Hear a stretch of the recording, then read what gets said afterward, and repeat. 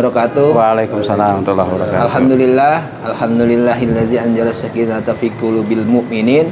Asyhadu alla ilaha illallah wahdahu la syarikalah wa asyhadu anna Muhammadan abduhu wa rasuluhu la nabiyya ba'dah. Allahumma sholli wa sallim wa barik ala sayidina Muhammad. Selamat siang para pemirsa Masjid Jami Al-Qawi. Siang ini kita kedatangan tamu saudara kita Ustadz Sahrin, atau lebih dikenal dengan Ustadz Pantun, juga Ustadz Muklis, sahabat saya. Beliau adalah pengurus atau humas Dewan Masjid Indonesia Harja Mukti, dan Ustadz Sahrin juga sebagai sekretaris DMI Kelurahan Harja Mukti. Alhamdulillah beliau selalu sehat. Amin.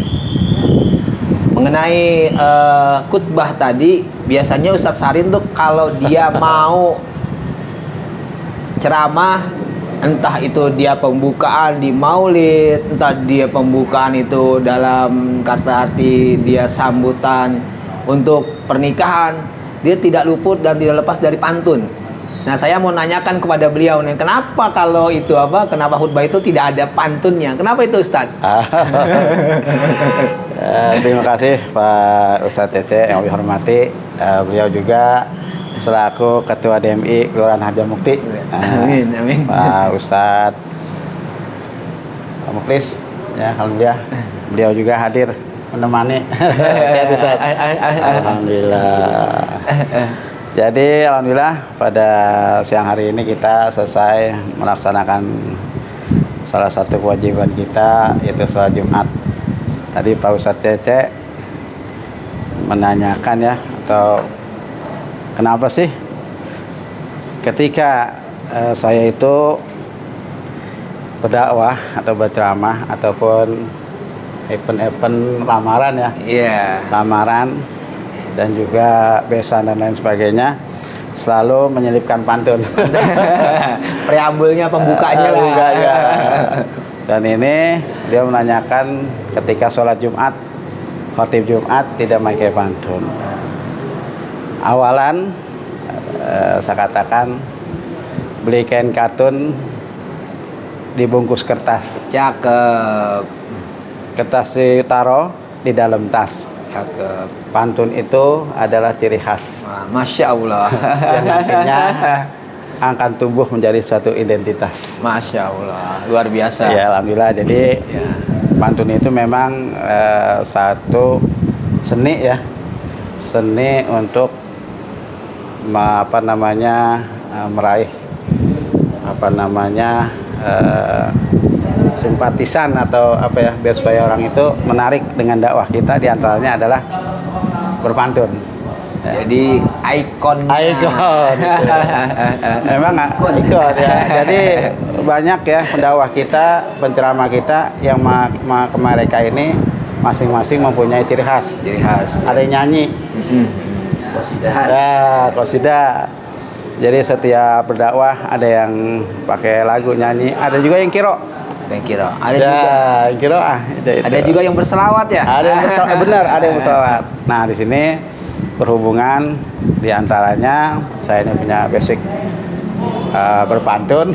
Ada pantun yang kita pakai, dan alhamdulillah Ustadz, dari kita semakin berjalan itu berpantun ini, dulu saya masih ketika berpantun masih mikir-mikir. Iya. Apa ini? Masya Allah. Namun akhirnya lama-kelamaan sekarang ini alhamdulillah sudah bikin pantun 4 bait itu alhamdulillah 10 detik udah bisa. Alhamdulillah, udah nyerap lah kalau orang bilang kan. Nyambung. Nyerap dan nenep padanya. Nenep. Biasanya kita di dalam berpantun itu kalau ada di tempat kayak macam kopi dan lain sebagainya, itu menjadi bahan pantun kita.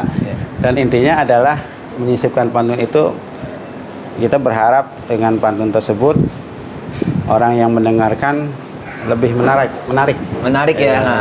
Pantun seger gitu. Iya. Tapi itu berkaitan dengan dakwah kita. Iya. Ya. Enggak ini nyambung lah. Nyambung. Iya. Misalkan kita menceritakan tentang kerusakan alam. Ya.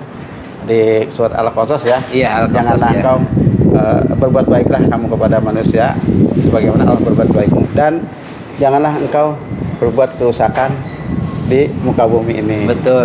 Contoh pantunnya misalkan batu pualam yang tak retak Mantap. dipasang di ruang tamu akan kelihatan indah. Masya Allah. Jagalah alam, jangan kau rusak, karena bagimu itu adalah anugerah. Masya Allah. Nah, itu tentang alam. Alam, iya. Banyak lagi tentang kematian dan lain sebagainya. Masalah kematian juga kita sering sering berdakwah juga kan kematian. Iya. Ada orang setelah meninggal Bernasehat lah. bernasehat melalui pantun tadi. Iya. Misalkan seorang yang meninggal, kita katakan misalkan daun jati, daun kemiri, kedua daun dibawa balik gitu. Bekali diri buat bekal mati, siapin diri buat bekal mati. Bekal takwa adalah bekal yang terbaik. Masya Allah. Itu gara-gara daun jati sama daun kemiri. Itu dua daun lu dikemanain aja itu daun. Gara-gara daun itu. Akhirnya itulah jadi ketika kita berdakwah apa berceramah, pantun-pantun itu terkait dengan tema atau isi dakwah kita. Jadi mungkin insya Allah itu yang akan teringat. Iya. Sama apa namanya jamaah ya, kalau bahasa umumnya audiens kita itu yang teringat itu ketika kita berpantun isinya bermakna seperti itu. Iya. Dan kemudian di dalam sholat Jumat kenapa kita nggak berpantun? Ya kurang elok aja kali ya. Iya. Dan memang itu tidak ada hukumnya, jadi ya tidak boleh lah. Tidak boleh. Karena memang Jumat itu menyampaikan sesuatu yang memang pakemnya itu harus. Nah karena ini kan rukun sholat gitu loh. Iya, lain dengan rukun sholat. Iya. Rukun khutbah lah. Rukun khutbah itu karena salah satunya kalau tanpa khutbah juga sholat juga batal juga kan, nggak mungkin gitu loh. Karena intinya adalah di khutbah tadi gitu kan. Khotib nggak boleh interaksi. Iya. Jadi hanya menyampaikan. Jadi itu Cece ya Ustadz, yang kenapa kita di dalam khotib Jumat ini tidak memakai pantun, diantaranya karena khutbah itu adalah bagian dari rukun sholat tadi. Itu Pak Cece. Oh iya, siap. Iya, kadang-kadang gini Ustaz, kalau ana lihat itu banyak sekali ini, khususnya ini kalau di Maulid nih Ustadz Muklis nih.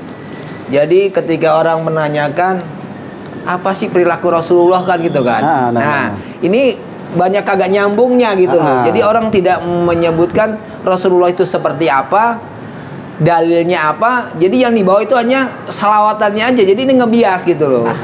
Akhlak kan, kita bicara akhlak itu kan berarti kan satu kesatuan. Siapa sebenarnya Rasulullah itu tadi kan gitu kan. Nah, kadang-kadang ya kita maaf ini banyak yang para mubaligoh ini nggak nyambung dengan apa yang dibicarakan karena intinya tema maulid gitu ya. Iya, jadi tidak membicarakan siapa sih Rasulullah itu kan gitu kan. Jadi seakan-akan Rasulullah itu ya Rasulullah yang patut dicontoh ya, kita banyak-banyak bersalawat, tapi kan bukan itu intinya kan gitu kan. Yang intinya dalam kata lain ada Rasul itu adalah Al-Quran ada yang berjalan kan seperti itu. Dan Rasulullah itu punya sejarah khusus, siapa orang tuanya, siapa istrinya, kenapa kok bisa kan gitu. Nah ini kadang-kadang ngebias.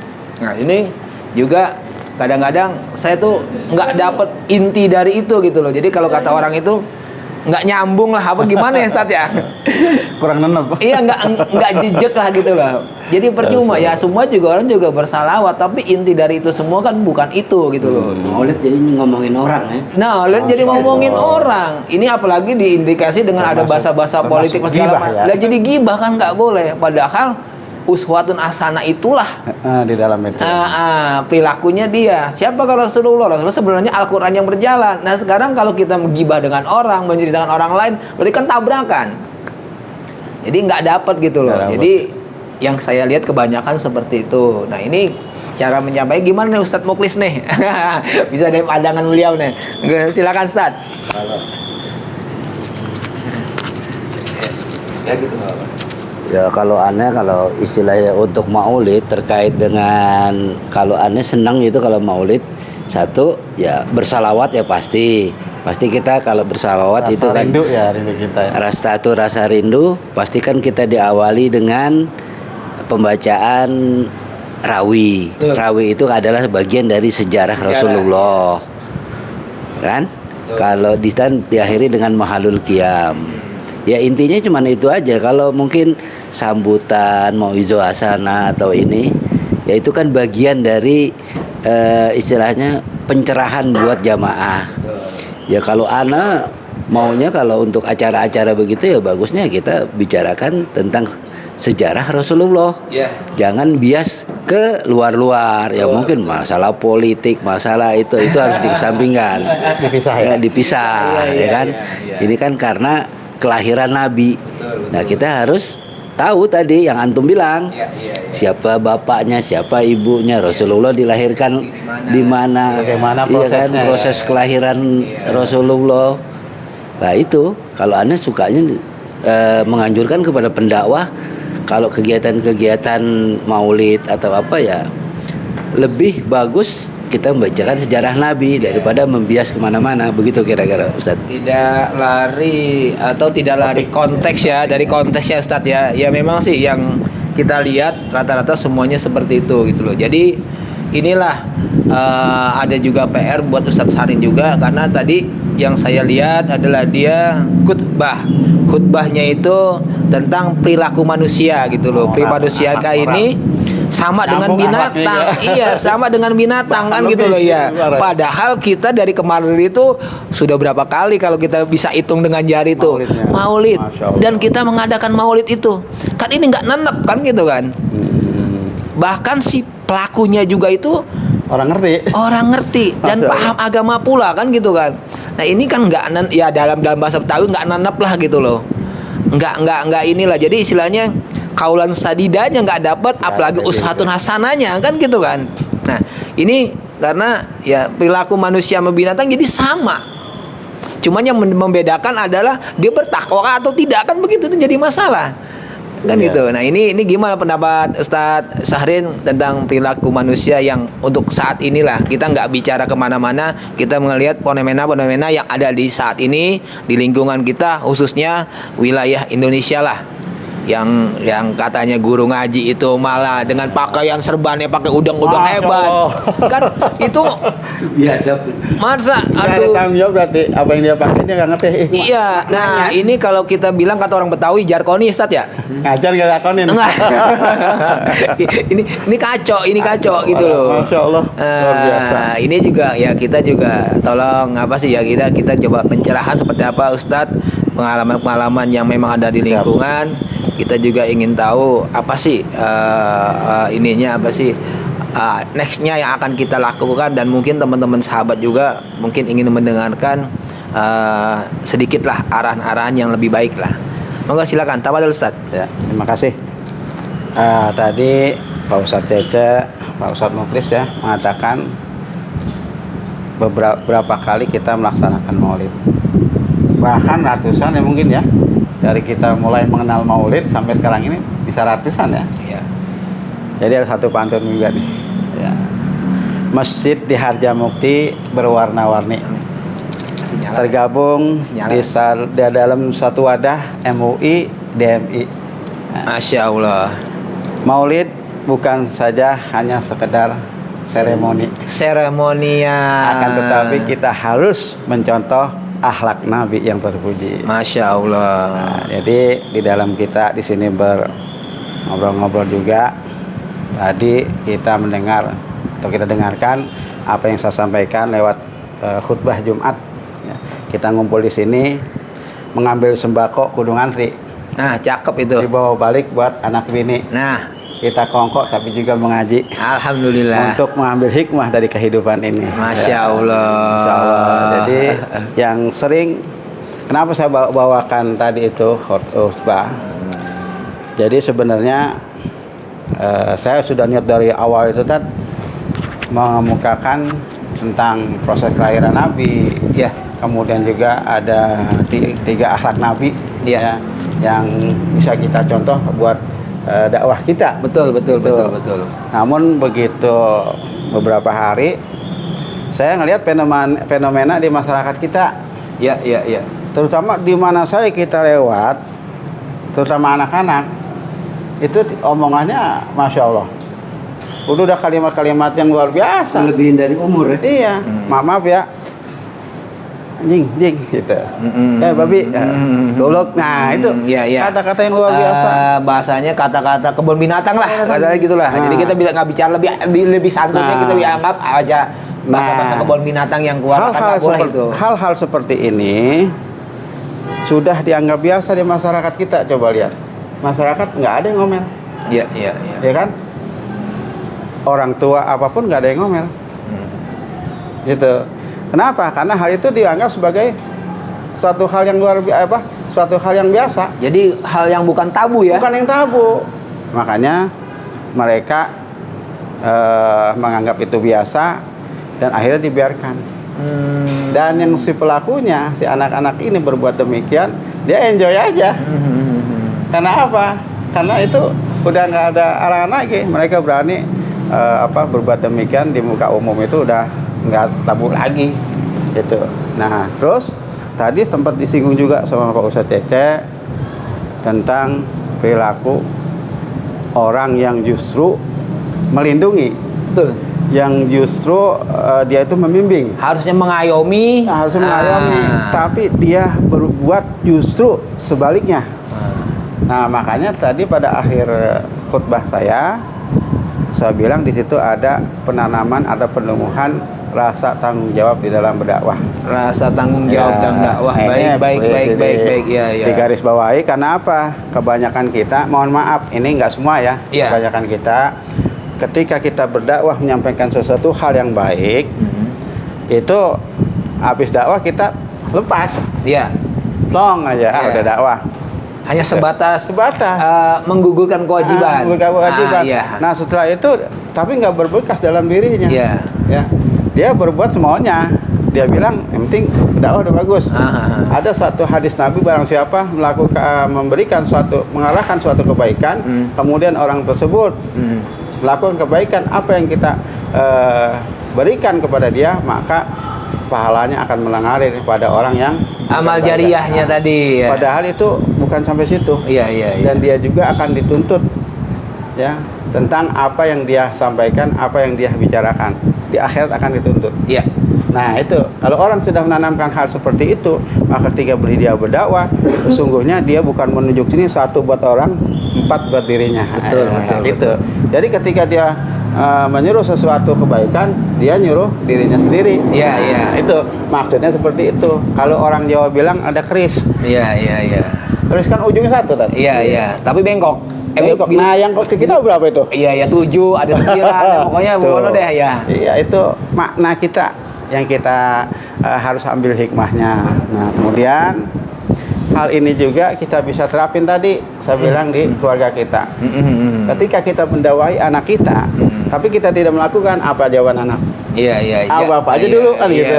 Betul. Tidak mencontohkan hal yang baik ya. Kita mau nyuruh anak kita sholat, kita lihat sholat, anak kita pasti nunduk. Iya. Nah, bapak gue sholat kan gitu. Iya. Tapi kalau kita nggak sholat, ini anak sholat Jumat, nah bapak di rumah aja. Nah, dia nggak bakal nurut gitu. Jadi tanggung jawab mengemban amanah dakwah. Makanya ada kata pembuka tadi, ini nasihat ini khususnya buat khotib, umumnya para jamaah kan gitu kan. Itu nyambung. Ya kan, jadi istilahnya kan itu bahasa nasihat buat diri, pesan khusus kan gitu kan, umumnya baru buat jamaah kan gitu. Nah, ini juga memang ini menarik sekali Ustaz, karena kemarin di tempatnya tantenya Aulia itu saya membawakan ada 7 kriteria fungsi rumah di dalam surat An-Nisa ya, kalau nggak salah itu ayat 1 itu, yang artinya adalah ya ayuhan nasu, jadi manusia itu diciptakan oleh satu Adam dan gitu kan. Terus diciptakanlah Hawa ini dari tulang rusuknya Adam, dan kita diciptakan di antara keduanya. Dari situ berkasih sayanglah kalian. Nah, ini surat merujuk ada 7 kriteria fungsi rumah untuk umat muslim khususnya gitu loh. Satu, dia rumah itu adalah sebagai musola. Musola itu bisa disebut dengan tempat ibadah. Buat ibadah. Jadi kebanyakan kita mau sholat tahajud, sholat yang lain gitu loh. Atau sholat yang memang dianjurkan tuh yang kayak tahajud, terusnya kalau pagi itu istirahat duha, terus sholat apa semuanya lah ya, sholat ini sholat apa sih sunnah lah ya. Lain dengan sholat qobliyah dan ba'diyah lain lah itu. Nah itu kan dianjurkan di rumah oleh Rasulullah kan waktu itu seperti itu. Jangankan sholat itu, kadang-kadang sholat apa yang di bulan puasa itu taraweh pun juga Rasulullah cuma hanya 2 kali di masjid, selebihnya di rumah, khawatir itu menjadikan kan gitu. Nah wajiban. Nah ini sebenarnya contoh rumah. Barang siapa yang menghidupkan rumah, sesungguhnya rumah itu adalah Baiti jannati, rumahku adalah jannahku, surgaku. Betah lah gitu loh. Kedua, rumah itu juga sebagai tempat sekolah atau madrasah. Nah, ibu-ibu biar mengajar nih kan, mengajar tadi tuh identik tuh. Ketika kita kepala rumah tangga atau istri kita tidak mengajarkan anak, ya jatuhnya anaknya ya cuek, lepas gitu loh. Jadi fungsi rumah itu sendiri itu nggak ada. Jadi orang taunya nempatin rumah bagus kan seperti itu kan, tapi nggak tahu apa yang ditempatin gitu loh. Jadi kalau ada kata-kata di Al-Quran yang artinya mengatakan bahwa kalian sholat tapi kalian lupa, kalian mabok gitu. Makanya orang mabok tuh nggak boleh sholat gitu loh. Jadi orang yang ini nggak boleh. Jadi kita nggak ngerti apa sih itu rumah kan gitu kan. Ketiga, dia sebagai markas. Markas itu adalah tempat untuk mendidik anak-anak kita menjadi orang yang berguna, baik itu agama, orang tua, juga kepada negaranya. Nah itu kan fungsi rumah gitu loh. Nah keempat juga dia sebagai sakanah itu dengan kata sakinah, jadi ketenangan. Nah kalau misal suami istri ribut terus, anak katanya bosan, wah ini makanya antara Israel sama Irak Israel sama ini nih kan gitu kan, sama Palestina. Nah itu adalah fungsi rumah. Jadi ke sana ketenangan, juga di situ juga ada juga kayak junah. Junah itu adalah benteng. Makanya banyak rumah-rumah itu bagus-bagus untuk membentengi dia. Untuk apa? Orang tua itu khawatir dengan anak istrinya itu, makanya dibikin rumah bagus, paling tidak dia punya pagar, paling tidak dia tembok lah. Kalau dulu kan rumah kita nggak tahu kan. Nah, itu junah juga sebagai itu. Nah, terus juga keenamnya itu juga tempat-tempat ini silaturahmi, kumpul gitu loh, kepada saudara jauh, saudara dekat, apa segala macam.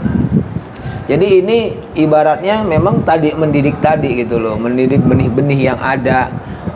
Ini berkaitan dengan tadi antum bilang khutbah tadi. Kenapa sih perilakunya itu kan? Kita kadang-kadang percaya sama orang lain. Oh kita titipin ini, nggak tahu ini yang kita percayain malah kayak tadi tuh loh. Jubahnya nyengser kan itu kan. Udel-udelnya udah kayak Wali Songo kan gitu kan. Tapi perilakunya kan nol. Nah ini kan kadang-kadang kita juga salah kaprah di situ. Makanya ini buat kita lah, buat kita ini sebagai ya mungkin sebagai mu'alim di lingkungan itu, paling tidak kita bisa memberikan teman-teman kita atau juga saling menasihati lah sama itu, karena memang kalau bukan kita siapa lagi yang penting kita sudah pendidikan mungkin ya ada di dalam rumah ya, yang tadi madrasah tadi di rumah itu. Nah makanya ini kita tetap, karena semua itu tingkatan ternyata 7, manusia juga diciptakan ternyata 7 juga. Dari itu adalah air, darah, daging, sumsum, tulang, kulit 2 dan kulit ari, 7 juga. Gitu. Dan kita juga cuma 7 turunan. Kita bapak, kakek, uyut. Selesai. Kita gak tahu uyut bapaknya siapa. Kita, anak, cucu, cicit. Nah kalau habis cicit ya cucut dong. Itu juga ini juga sebenarnya manusia itu 7 tingkatan, sama juga langit dan bumi itu ya, langit juga 7 tingkatan ya? Juga 7 juga semuanya. Nah ini keterkaitan. Nah jadi istilahnya itulah makna kita berdiskusi di sini adalah untuk bukan orang luar kaya ya, buat kita makanya tadi Ustadz ya ya agak bukan inilah agak menyentuh dalam kata ini itu ini fenomena-fenomena yang ada di masyarakat ya, ini terjadi, yang gitu. memang sebenarnya ini kan kalau jujur-jujuran ini kan tugasnya para ulama, karena umaro itu nggak bisa apa-apa kalau tanpa ulama. Ulama benar. Jadi ada kata begini, Tad, umaronya jelek itu ulamanya lebih parah. Tapi kalau lebih parah, umaronya lebih bagus, ulama Tidak pasti lebih bagus. bagus, Karena ulama inilah yang nyetrumnya umaro. Kalau bahasa orang apanya, Ustaz ya? Kalau umaro itulah dia pemimpin, dia penasehatnya, ulama penasehatnya ini lah. Lah makanya kalau ulamanya bobrok ya berarti ulamanya bobrok kan gitu. Nah, ini bagus lah istilahnya seperti inilah. Jadi kita mencontohkan tadi jangan salah menyalahkan ya, Ustaz ya. Kadang-kadang kita menyalahkan, belum tentu kalau kita ada di posisinya dia itu benar kan gitu kan. Tutuplah aib saudaramu. Sesungguhnya menutup aib diri sendiri kan gitu kan. Nah ini yang kita ini kadang-kadang yang tadi banyak jubahnya udang-udangnya agak jelas gitu loh. Monggo silakan Ustaz diteruskan. Bukan ya. Sebenarnya ketika kita menyambut saudara kita itu selalu kita menyebutkan ahlan wa sahlan wa marhaban. Jadi sebenarnya selama ini kita mungkin tahu ya, ahlan wa sahlan itu wah selamat datang kali ini. Iya. Padahal artinya bukan seperti itu. Ahlan wa sahlan ini, ahlan itu artinya ahli bait keluarga. Nah, iya. Gitu kita ahlul ya jadinya ya. Jadi kita tuh menyambut teman kita itu saudara kita seperti seperti keluarga kita. Iya, ahlul ya. Iya. Wa sahlan ini memudahkan. Sahlan memudahkan. Kemudahannya. Jadi kita memudahkan urusan keluarga kita. Gitu. Jadi kita ungkapan kesenangan kita, kegembiraan kita ketika kawan kita datang, saudara kita datang. Kita akuin sebagai keluarga dan kita mudahkan urusan mereka. Mudahkan urusan orang lain sesungguhnya memudahkan diri sendiri. Nah, makanya disebutkan ahlan wa sahlan. Ahlan wa marhaba. Jadi marhaba. merangkul itu ada suatu kebersamaan. Ini diantaranya. Dan di dalam mencikapi akhlak Rasulullah SAW, di sini kita coba yang sudah memang biasa di masyarakat kita dengar setiap Maulid. Yang pertama adalah ketika Rasulullah SAW itu berdakwah, dilemparin kotoran. Iya. Dan akhirnya Rasulullah ini nggak marah ya. Tapi ketika yang melempari kotoran itu sakit, justru Rasulullah malah yang pertama kali pertama kali yang menengoknya. Menjenguk ya. Akhirnya dengan akhlak Rasulullah tersebut maka masuk Islam. Iya. Kedua, Rasulullah senantiasa terbiasa menyuapi seorang pengemis buta. Iya. Dengan halus. Dan setiap disuapin itu pengemis buta ngata-ngatain. Iya. Caci maki Rasulullah beginilah, Rasulullah begitulah. Tapi Rasulullah nggak pernah marah. Kalau manusia udah Wah. Nah, gitu. Yang ketiga, ketika Rasulullah SAW berdakwah ke Taif, bukan disambut, disambit. Ya. Tapi Rasulullah nggak marah. Iya. Yang marah sahabatnya, malaikat Jibril alaihissalam. Iya. Ya Rasulullah, kalau engkau izinkan aku angkat tuh. Iya. Gunung Uhud buat timpain nama mereka, gitu angkatnya. Istilahnya. Kata Rasulullah jangan. Mereka belum tahu. Kita doakan supaya mereka mendapat petunjuk hidayah Allah Subhanahu wa taala. Masya Allah. Hikmah yang kita dapat ambil bahwa di dalam kita berdakwah ini enggak bim salabim abrakadabra. Iya. Perlu proses. Rasulullah Enggak instan ya. Enggak instan. Iya. Rasulullah ini 23 tahun. 23 tahun. Nah, itu mengislamkan membenahi akhlak masyarakat yang awalnya jahiliyah. Jadi ketidaktahuan menjadi tahu. Jadi kebodohan menjadi pintar, itu kan gitu kan. Proses. Jadi kita dalam berdakwah mengambil dari hikmah tersebut, tidak terburu-buru atau harus dengan proses waktu. Iya. Nah, kedua, sikap Rasulullah SAW ketika menanggapi satu persoalan yang menyinggung perasaannya, tidak lantas Rasulullah SAW ini menggebu-gebu, artinya gerabak gerubuk lah istilahnya, iya. Tapi dengan bil hikmah. Apa yang didapat dengan bil hikmah itu? Maka orang itu akan terbuka hatinya. Betul. Dengan kelembutan Rasulullah SAW, dia terbuka hatinya menjadi masuk Islam, ya, mengikuti akhlak Rasulullah SAW. Yang ketiga, di dalam berdakwah seharusnya kita merangkul, bukan memukul. Betul. Tidak dengan emosi. Nah, inilah yang dapat kita ambil dari beberapa akhlak Rasulullah SAW yang selama ini kita ikuti maulidnya, akhlaknya kita terapkan seperti itu. Walaupun nggak 100% kita meniru Rasulullah SAW, minimal mendekati. Tentunya di samping kita banyak bersolawat tadi, seperti apa yang katakan kita muklis, ya. Karena bersolawat ini adalah ungkapan kerinduan. Seperti kita mau cari kemarin Pak Ustadz Ajam, ya, kita mencari sesuatu tapi nggak ketemu-temu, ya, akhirnya ke bawah mimpi yang ada berangan-angan, kapan gua ketemu. Ya, intinya kita di dalam rangka mencontoh Rasulullah SAW ini, kita ambil senantiasa akhlak beliau yang kita bisa terapkan. Tentunya tadi kita sendiri yang mencontohkan, baru kita contohkan kepada orang lain. Kita nggak perlu, maksudnya nggak perlu pinter banget, yang penting akhlak dulu. Seperti Sayyidina Umar bin Khattab, ya. Sayyidina Abu Bakar As-Siddiq. Ya, Abu Bakar As-Siddiq, Umar bin Khattab. Ketika dia begitu menggebu-gebu untuk kemarin adanya, di situ surat Toha 1-5.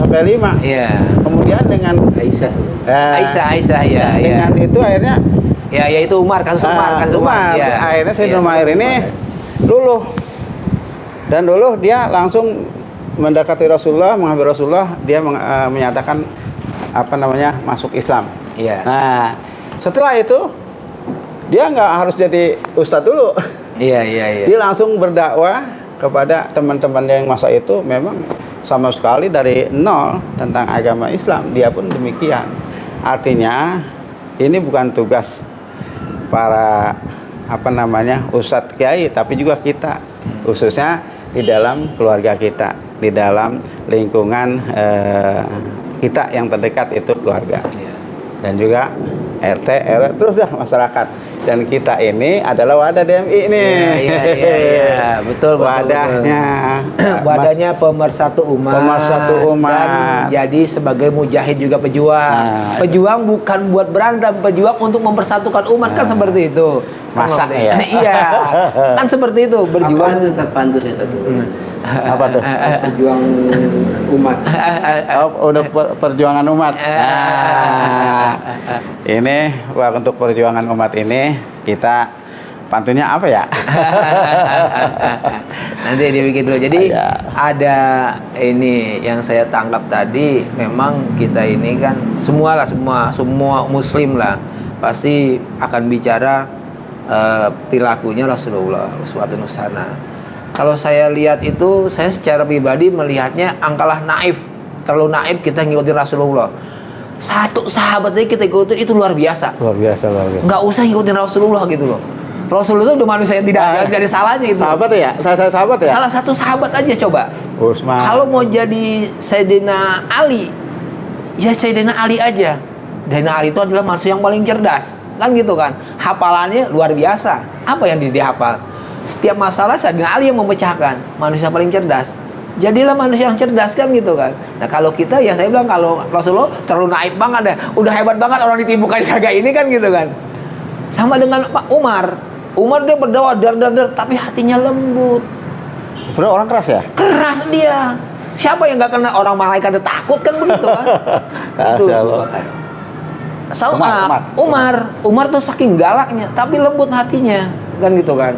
Iya. Sampai terkenal galaknya dia itulah. Jadi ada cerita saat ini, nggak tahu ada cerita juga, saya senang juga dicerita. Jadi suatu saat Rasulullah itu melihat, sahabatnya Umar itu melihat, kalau nggak salah Utsman ini ketika meninggal Umar bin Khattab, dia hanya mendengar di kuburan. Dia lihat Ditanya sama Rasulullah kan gitu, sama si malaikat. Ya Umar, siapa nabimu? Diam tuh Umar. Ditanya lagi, siapa nabimu?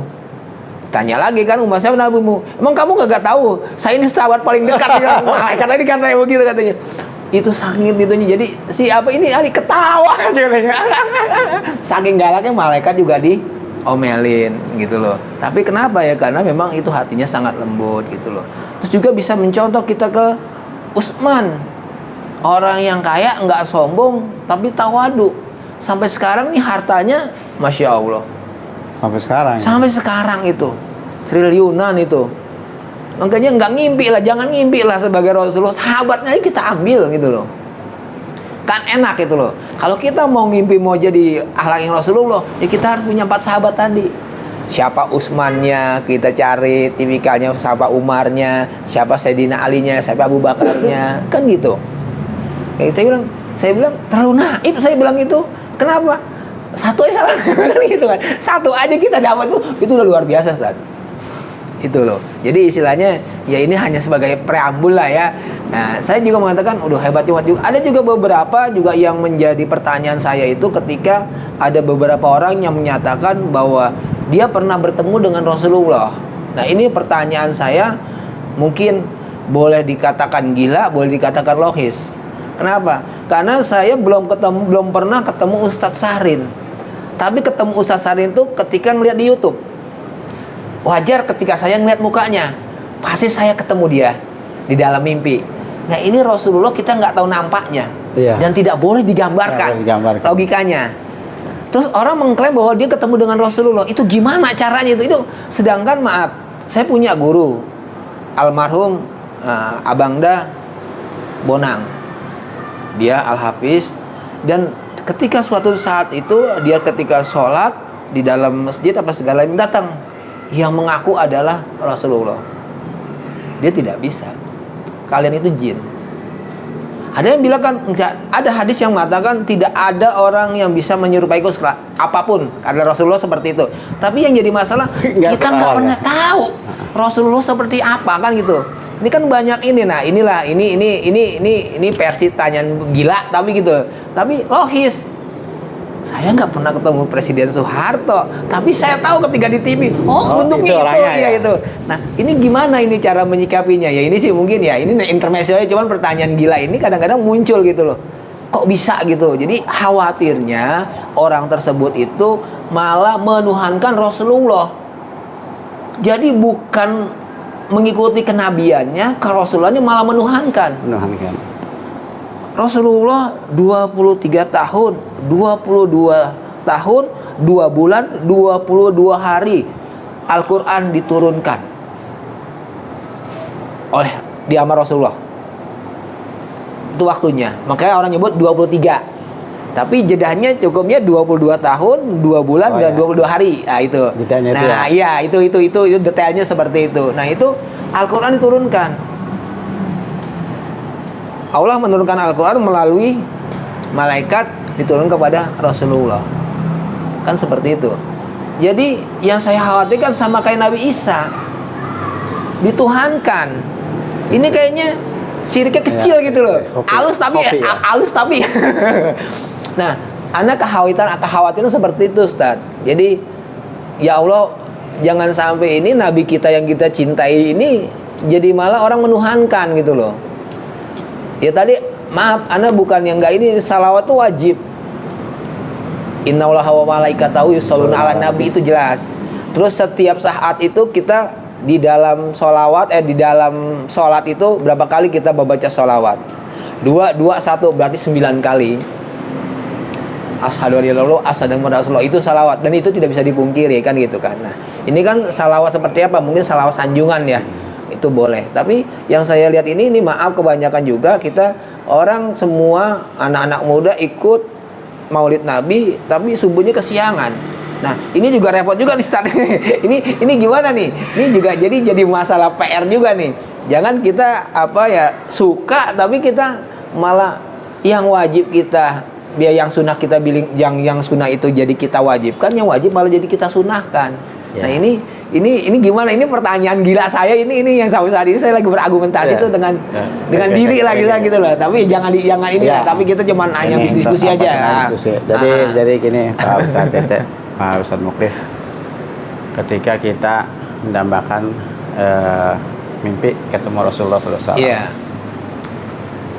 itu emang salah satu daripada anugerah ya orang-orang yang bisa bermimpi bertemu dengan beliau, betul. Jadi ketika orang bertemu beliau Rasulullah SAW itu, mungkin mereka akan dikasih petunjuk bahwa beliau itu benar Rasulullah SAW. Tapi nggak ada yang bisa bercerita, Tat. Iya. Nggak usah orang yang ngagul. Iya. Begini nggak ada. Iya. Orang yang pernah, mungkin ada orang bertemu Rasulullah, tapi nggak pernah ngagul. Iya. Artinya nggak, wah, gua ketemu nih. Ngimpi lah gini gitu ya. Jadi ini pengalaman saya waktu itu, saya lupa tahunnya berapa. Di dalam mimpi juga kan? Di dalam mimpi juga. Ketika itu di dalam mimpi itu kita berada di tengah lapang. Saya datang lapangan tuh. Terus bangun bingung. Itu nggak ada ujungnya lapangan itu. Ini di mana? Kayak padang mahsyar lah ya. Padang mahsyar gitu. Ini di mana? Dan itu nggak terang. Seperti kayak remang-remang gitu. Iya. Gitu. Nah, terus setelah itu lewatlah di samping kita. Waktu itu berjubah hitam. Nah, jubahnya ini keterpa angin itu, kalau kita kena angin kan pleng gitu ya. Ini dia seperti bergelombang itu. Kena anginnya, jubahnya beling gitu. Tapi saya nggak tahu itu siapa. Ustaz tadi bilang, karena kita nggak kenal. Iya. Akhirnya suatu saat itu siapa ya? Itu kalau nggak salah jaraknya sekitar 5 meteran. Jadi saya di sini, beliau di sini. Saya nggak bisa lihat mukanya. Lihat mukanya, yang namanya ciri rambut seperti rambut, apa gitu ya, rambut sebahu itu bener memang rambut sebahu. Ini jubahnya sorbannya itu hitam. Nah, terus ini siapa ya gitu. Nah, tiba-tiba nih ada orang di belakang. Ngambut saya tuh. Nah, saya lihat itu, saya nggak lihat ke belakang itu siapa. Nah, tangannya itu putih bersih. Nah, ininya kuning-kuning kemasan nih. Terus kata dia bilang itu dalam mimpi saya itu, kejar beliau Rasulullah SAW. Nah, saya kaget tuh. Terus saya ikutin, tapi saya nggak bisa ngejar. Tetap jarak itu tetap 5 meter. Saya maju, beliau maju. Kalau nggak salah 3 kali berhenti. Dia maju, saya maju, beliau maju. Kita berhenti, dia berhenti. Nggak ngeliat mukanya. Cuman ketika saya bengong begini, dalam arti siapa itu ya? Nah, beliau sedikit memiringkan wajahnya, yang lihat kelihatan pipinya. Kelihatan di sini orang pipi dari belakang senyum kan kelihatan. Tapi saya gini hari belum pernah ngeliat mukanya. Iya. Cuman sebatas kita lihat bentuk tubuhnya, kemudian jubahnya, kemudian rambutnya sampai utuh, dan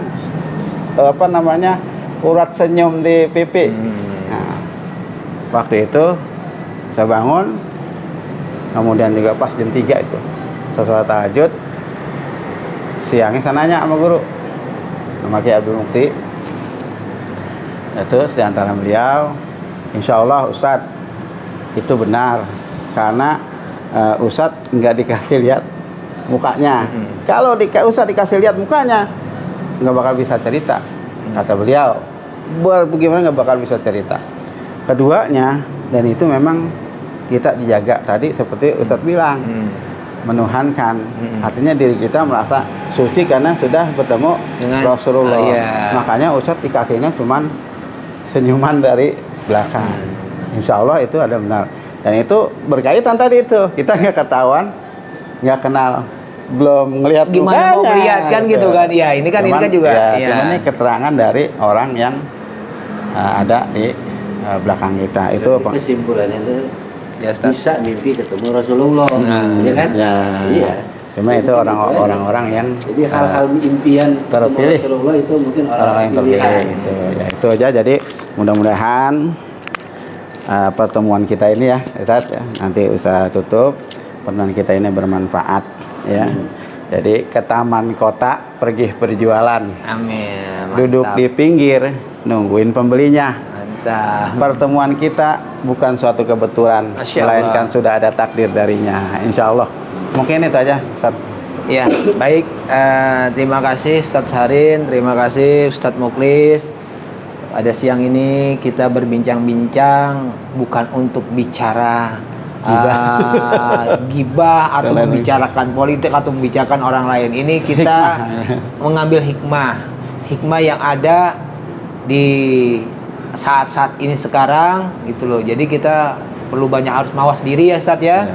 Ustadz Muklis juga ya. Jadi istilahnya kita controllingnya itu lebih hebat, lebih berjelas. Nah ini controlling kadang-kadang kita yang dibenci Allah itu adalah orang yang paling gitu loh. Karena kita merasa dengan orang yang paling-paling gitu loh. Jadi kita jadi merasa paling kan gitu loh. Nah ini juga nggak boleh, nggak bahaya juga kan buat kita itu. Jadi memang ada perkataan yang bijak itu menyangkut masalah Rasulullah. Sebenarnya Rasul itu adalah perkataan Aisyah.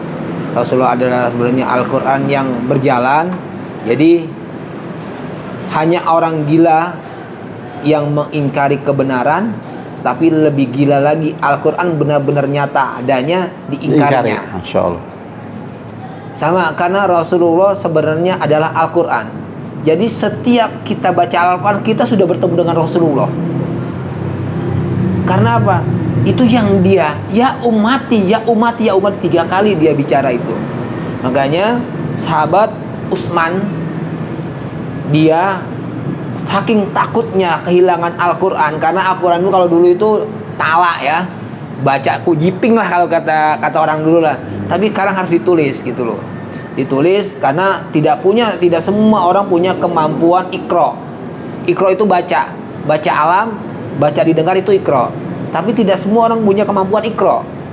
Tapi ada juga orang punya kemampuan seperti utslu, tilawah, membaca dengan tekstual. Jadi Al-Quran sekarang ini sebenarnya itu adalah Rasulullah. Kalau misalnya Al-Quran kita nggak baca, kita nggak cinta Rasulullah. Makanya saya bilang tadi, alangkah naifnya kalau kita cuma hanya bersalawat, kok Al-Qurannya ditinggalin. Padahal Rasulullah udah bilangin, ini kan sangat naif lah buat kita gitu. Nah makanya ini penutupan bagi pemirsa, teman-teman yang ada di sahabat channel YouTube yang Jami Alkawi. Pesan dari kami adalah yuk jaga hubungan kita, silaturahmi kita, karena manusia yang berguna adalah manusia yang berguna untuk orang lain, atau yang disebut dengan khairun nas wa anfa'uhum linnas gitu loh. Dan perbaikilah keimananku, amantu billah tsumastaqim. Jadi jangan kita merasa hebat gitu. Karena kata-kata ini sangat bijak banget itu Rasulullah menyatakan. Amantu billah, beriman kepada Allah, perbaiki keimananmu. Nah, itu kan kata-kata nabok kan gitu kan. Jangan mentang-mentang kita beriman, orang kita jas itu. Satu. Terus kita juga sama orang tua kita. Sesungguhnya Rasul itu manusia. Jadi kul inama ana basarum muslukum yuha.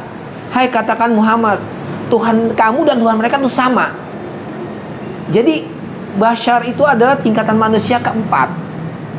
Jadi manusia itu sama-sama manusia. Nah, Rasulullah juga menyatakan di hadisnya, yaskurunas walam yaskurullah. Barang siapa yang tidak pandai-pandai berterima kasih kepada manusia, sesungguhnya manusia itu tidak pernah pandai-pandai berterima kasih pada Allah. Manusia itu siapa? Ya tadi manusia pilihan adalah Rasulullah. Kita selama ini tidak pernah berterima kasih Rasulullah dengan apa? Tidak mau membaca Al-Quran. 22 tahun 2 bulan 22 hari. Gimana ditimbukin apa segala macam. Kita sekarang itu dengan ringannya kita katanya jadi umat masuk. Itu perjuangan kita nggak ini kan begitu. Nah itu pemirsa, ini oleh-oleh dari kami, karena kita 0 umur sampai 2 tahun membutuhkan ASI, air, susu ibu. Tapi setelah dewasa kita juga membutuhkan ASI, Al-Quran, sholat, infak. Nah itu aja dari kami bertiga. Mudah-mudahan ini bermanfaat buat kami, juga buat pemirsa yang menonton channel kami. Wassalamualaikum warahmatullahi wabarakatuh. Waalaikumsalam warahmatullahi wabarakatuh. Nah, diam dulu, diam dulu sini, diam dulu. Bisa mati itu. Nah ya. Bentar.